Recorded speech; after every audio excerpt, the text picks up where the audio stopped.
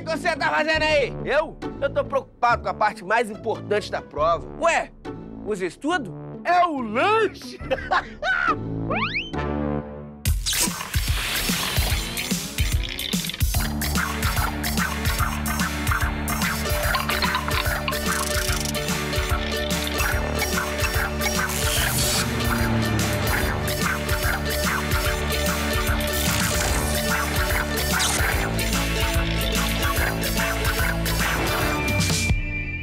Hora do Enem no ar, falando de língua portuguesa.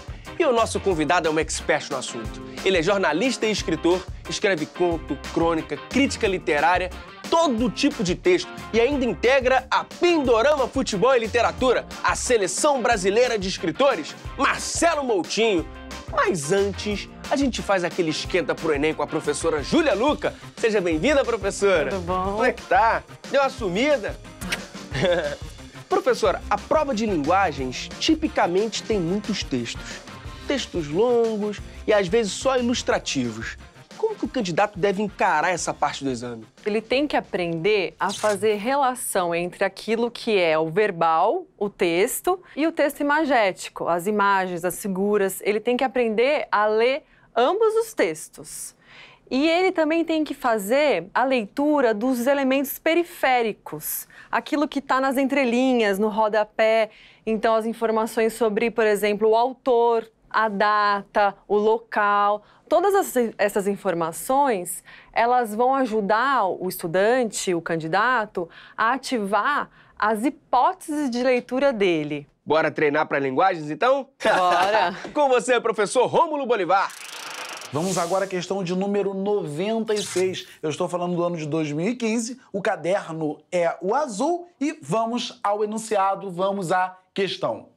Primeiro, aqui na questão de número 96, nós temos uma apresentação de texto verbal e texto não verbal, o que é muito comum nas provas elaboradas pelo INEP. Então, preste muito bem atenção. Existe uma relação que deve ser considerada entre a parte escrita e a parte não escrita. Ambas trazem uma mensagem. Então, vamos ver. Primeiro, eu tenho uma relação entre cérebro e boca. Pressupõe-se que o que vem do cérebro vai sair pela boca. E o que está escrito aqui? Se a informação não chega, a opinião não sai. ABI, Associação Brasileira de Imprensa, 1º de junho, dia da imprensa, e por aí vai. Publicação do 0 Hora, adaptado, muito bem.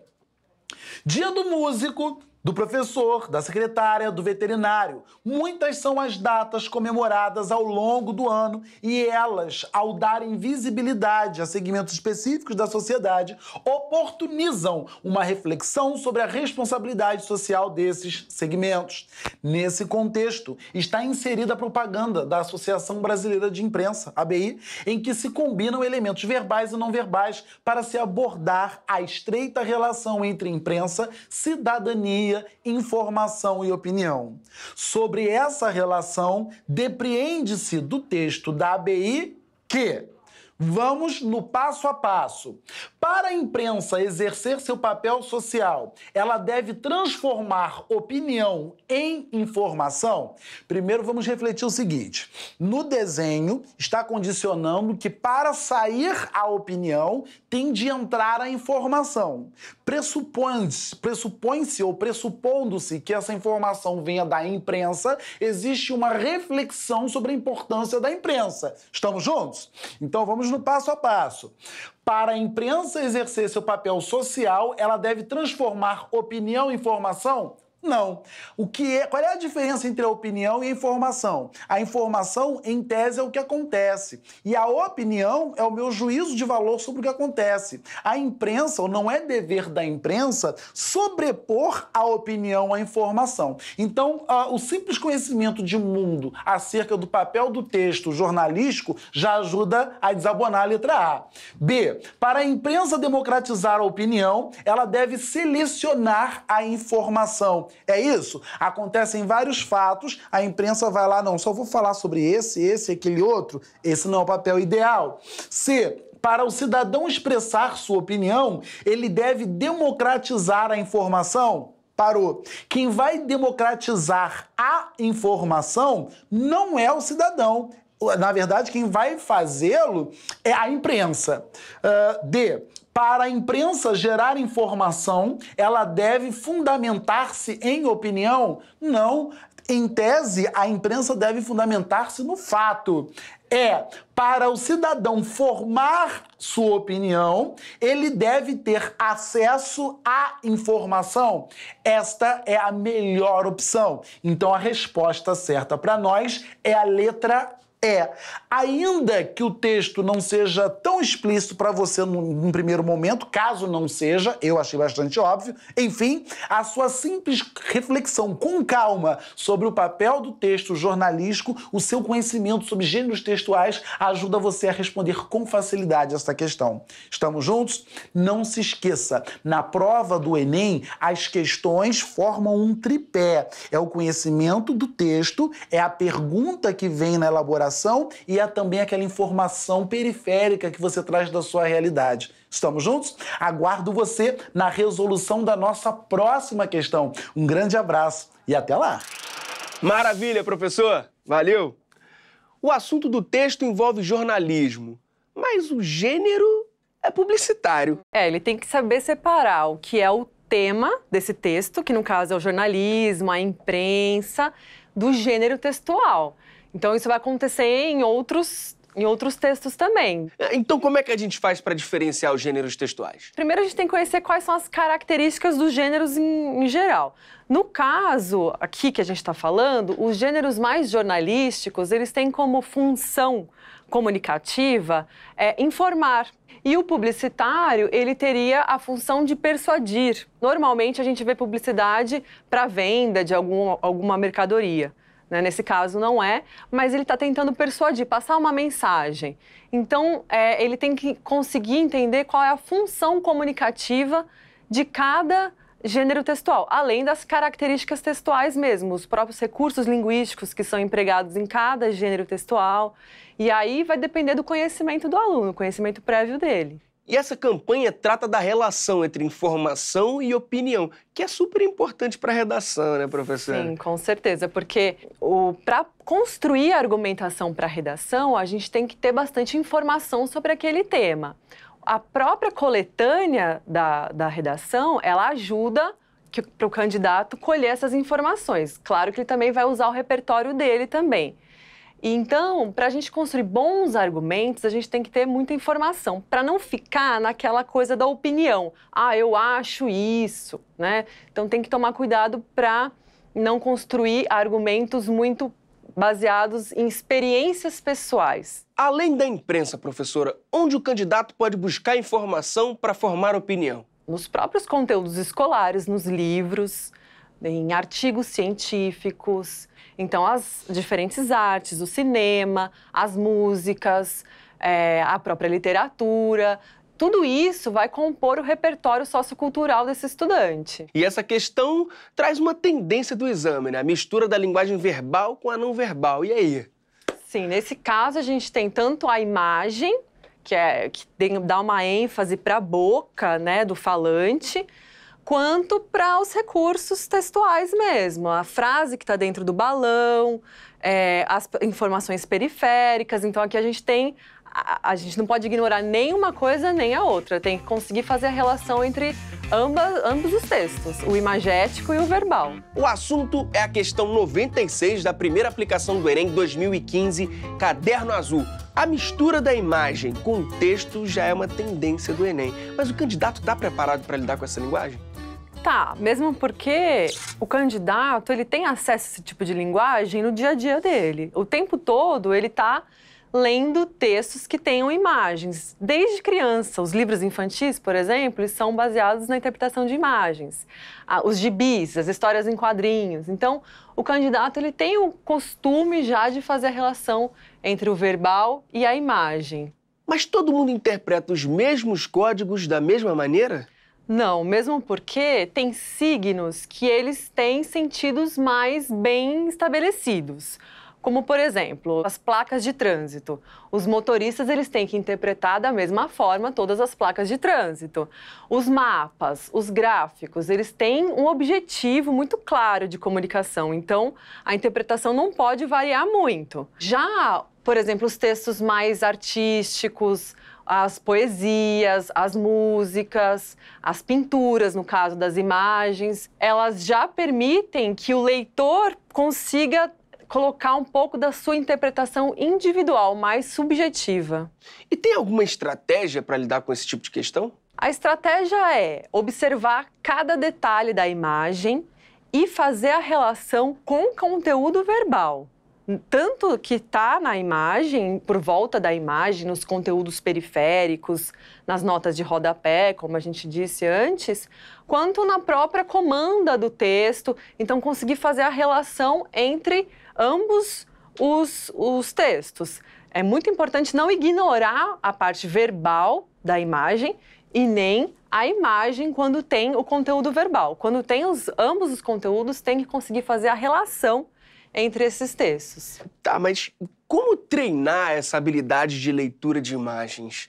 Lendo os mais diversos tipos de imagem, desde as imagens dos gibis, as imagens das tirinhas, das charges, até pinturas de pintores consagrados. Então, conseguir variar nessa diversidade de imagens, praticar mesmo, né? Essa mistura de texto e imagem gera uma interpretação em várias camadas, né? Por isso que a gente tem que ler muitas vezes, várias vezes, para conseguir captar essa camada mais profunda. Porque muitas vezes na primeira leitura a gente só vai conseguir entender aquela imagem, né? Agora, fazendo uma leitura um pouco mais profunda, a gente consegue ver o contexto social daquela mensagem, o que o autor está querendo dizer, conexões com outros textos, né, que você já leu, fazer o link com os seus conhecimentos prévios. Então, você não pode analisar só aquilo. Por exemplo, nesse caso, que tem um balão no cérebro de um rosto. Você tem que fazer as conexões com as informações que você tem sobre o papel da imprensa, né, nesse caso. Então, relembrando, quais são os conteúdos cobrados nessa questão? Então, nessa questão, em termos de conteúdo mesmo, ele só cobra que o candidato saiba qual é o papel da imprensa. Para que serve a imprensa, para que serve o jornalismo. Porque, na verdade, o que ele cobra mesmo é a habilidade dele de interpretação tanto dos textos imagéticos quanto dos textos verbais. E conseguir fazer a relação, então, a habilidade de relação entre ambos os textos. É mais uma questão de habilidade de interpretação de leitura do que uma questão muito conteudista. E quando a gente aprende tudo isso? No ensino médio, a gente pratica muito essa habilidade de interpretação de texto, porque a gente tem acesso aos mais diversos gêneros textuais, desde a poesia, o conto, os textos publicitários, jornalísticos. Então, no ensino médio, a gente consegue praticar bastante essa capacidade de interpretação, tanto dos textos verbais quanto das imagens, conseguir fazer a relação entre ambos. A gente trabalha muito no dia a dia com alunos quanto a isso. Então, ele está preparado para encarar esse desafio na prova do Enem. Opa, então dá uma dica pra gente, pra quem quer ficar fera, ficar ainda mais preparado. Então, primeiramente, assistir o programa Hora do Enem. E depois, uma dica é observar, entrar no site do INEP, olhar as provas antigas dos anos anteriores e observar como é que o Enem pede essa interpretação das imagens, como é que ele faz a relação entre a interpretação da imagem e a interpretação do texto verbal, que aí o estudante, o candidato, ele vai se acostumando com esse tipo de questão. Vai pegar o pulo do gato. Professora, muito obrigado mesmo pela presença, por toda a ajuda, viu? Obrigada. O nosso convidado é um expert no assunto. Ele é jornalista e escritor, escreve conto, crônica, crítica literária, todo tipo de texto e ainda integra a Pindorama Futebol e Literatura, a seleção brasileira de escritores, Marcelo Moutinho. Beleza? E aí? Tudo bom? Seja bem-vindo. Obrigado. Você é jornalista e escritor. Essas duas atividades, dá para separar ou elas acabam influenciando uma outra? Eu fui fazer jornalismo primeiro porque viver sendo escritor no Brasil é muito complicado, né? Então, evidentemente, primeiro eu fui resolver a questão prática da vida, né? De pagar as contas, vamos dizer assim. A literatura foi um segundo momento. A diferença entre esses dois registros de texto é que o jornalismo você tem algumas obrigações numa matéria. Escrever o que aconteceu, onde, por quê. São perguntas que o leitor quer ler quando ele lê uma reportagem. E a literatura, se você coloca todas essas informações no começo de um conto, ele já não interessa mais ler. Então, são textos que pedem ritmos e tratamentos diferentes. Mas é claro que o trabalho de jornalista acaba ajudando, porque você acaba ganhando uma praticidade textual, né? Você tem que escrever texto praticamente todo dia, que na hora de desenrolar um conto, desenrolar uma crônica, a coisa fica mais fácil. Não costuma dar aquela página em branco? Às vezes dá. E você escreve uma crônica sobre a falta de inspiração. Você também escreve crônicas, contos e críticas literárias. É difícil transitar entre esses tipos de texto? Eu gosto de transitar. A crônica tem uma especificidade que não tem diálogo, por exemplo, os personagens são poucos e é uma narração geralmente subjetiva, quer dizer, o escritor, o cronista, escreve alguma experiência que ele viveu, muito ligada à memória ou à observação da cidade. O conto é uma história ficcional, aí sim. Então tem personagens, tem uma trama, tem diálogo. Então os registros são bem diferentes. Com o caso da crítica, a crítica, na verdade, é um trabalho mais mais racional e menos emocional. Ou seja, você está fazendo uma avaliação de um livro ou de um texto literário a partir de premissas que você considera como qualidade, desenvolvimento do enredo, da trama, se aqueles diálogos, por exemplo, têm verossimilhança, ou seja, se parecem com diálogos que poderiam existir de fato. Então, são três registros diferentes que cada um tem suas peculiaridades e seu encanto também. Mas eu ouvi um lance de história em quadrinho, que parada é essa? Aí que eu comecei meu primeiro encanto literário foram as histórias em quadrinhos, né? Eu li história em quadrinho direto, eu tinha até uma negociação com o jornaleiro, eu morava lá em Madureira, e minha negociação era a seguinte, eu comprava lá, sei lá, o gibi da Mônica, por R$15 que fosse. Na época não era isso, não era nesse dinheiro. E aí eu lia e trocava, eu ganhava R$7,50 de crédito em outro gibi que eu entregava aquele, ele vendia de novo. Ou seja, uma negociação ali para eu poder ler mais por menos dinheiro. Fiquei sabendo que você foi convocado para a seleção de escritores. Foi um projeto do Instituto Goethe, o instituto alemão, né, que funciona no Brasil também. Quando o Brasil foi homenageado em Frankfurt, na Feira de Frankfurt, que é a principal feira de negócios literários do mundo, eles resolveram formar uma seleção brasileira de escritores, como existe em outros países, existe na Argentina, existe na Alemanha, existe em outros países da Europa, e convocaram alguns escritores que sabiam que jogava bola para ir na Alemanha fazer um jogo, e depois os alemães vieram aqui no Brasil também fazer um jogo com a gente, e nós enfrentamos eles, e foi uma experiência muito bacana, porque o Nelson Rodrigues, que um cronista, escreveu muito sobre futebol, ele falava que o escritor brasileiro não sabe bater uma rede lateral. Quer dizer, havia um hiato aí entre literatura e futebol, muitas vezes, foi um assunto, inclusive, pouco tratado em romances e contos, em poemas. São poucos textos ficcionais que a gente tem sobre futebol, isso vem mudando nos últimos anos, felizmente. Então foi interessante encontrar colegas escritores que também gostavam de jogar futebol. Suas narrativas são marcadas por uma cor local, carioca e tal. A cidade é muito importante no seu processo de construção, de criação? É fundamental. Eu, a partir do meu segundo livro, resolvi escrever, fazendo um corte no universo de personagens de classe média baixa e personagens sem glamour.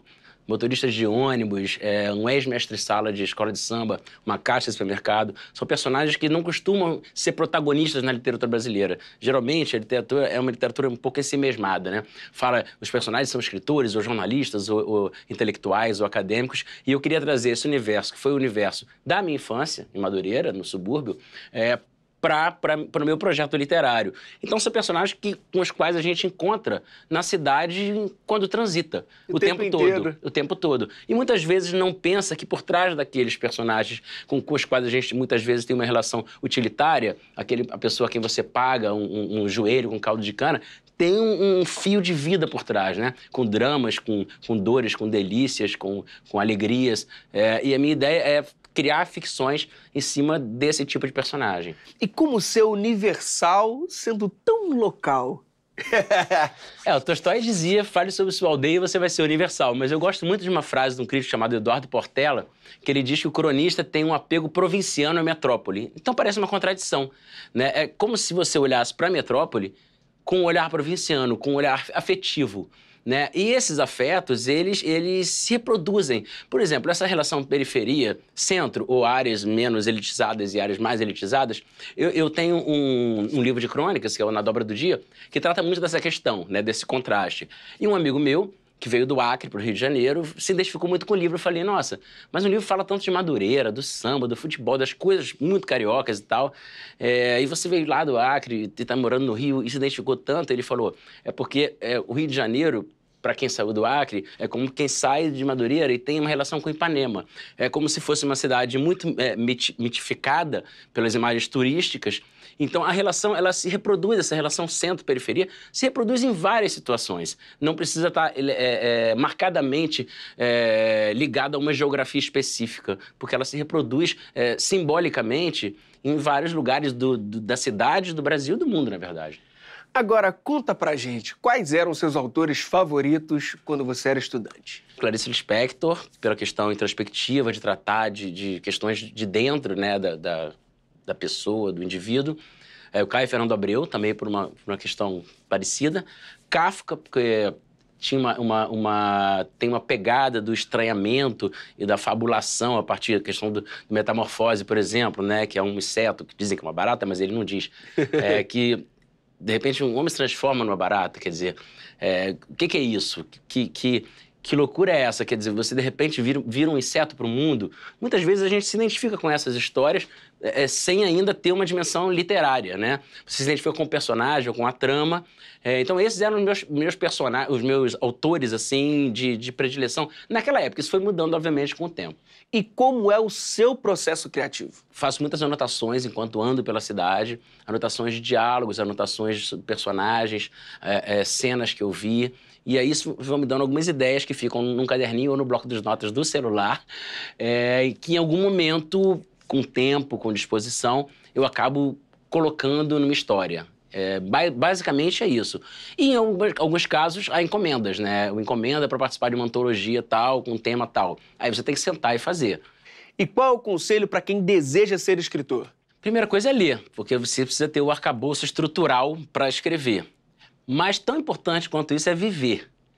Porque eu não gosto muito da imagem daquele escritor que fica fechado em copas, ou seja, fechado na própria literatura. Leu e está reprocessando leituras. Eu acho que a experiência empírica de caminhar na cidade, de conhecer pessoas, sobretudo de ir a lugares que são diferentes daquele lugar que é o seu lugar de origem. Porque é preciso ter esse estranhamento e essa troca, né, para que você saia um pouco da tua zona de conforto e comece a olhar para o outro como matéria literária também, né, como possibilidade de transformar o outro em literatura. E para o estudante que vai fazer o Enem, joga bola ou estudar? Os dois. Eu jogo bola e leio, jogo bola e escrevo, saio com meus amigos. A vida não pode ser encastelada, né? A vida é tudo isso, e tudo isso é importante. Marcelão, brigadão pela presença mesmo, sucesso. Valeu, foi um prazer. Para escrever bem, tem que conhecer os gêneros textuais. E você sabe, o segredo é devorar todo tipo de texto que você encontrar. Lá no nosso site tem todas as entrevistas anteriores com dicas de livros, autores, jornais, revistas. Passa lá, horadoenem.mec.gov.br. Fui! Uma dica para você que tá tenso, a proximidade da prova, tá achando que não vai dar tempo. A gente falou de literatura e futebol hoje. Pois é, essa entrega do texto muitas vezes é parecida com um jogo aos 40 do segundo tempo, que você precisa fazer um gol. Não adianta ficar jogando bola na área. Não adianta. Tem que ter calma, pensar, tocar pro lado, criar estratégia, e aí você vai conseguir. Devagar e sempre.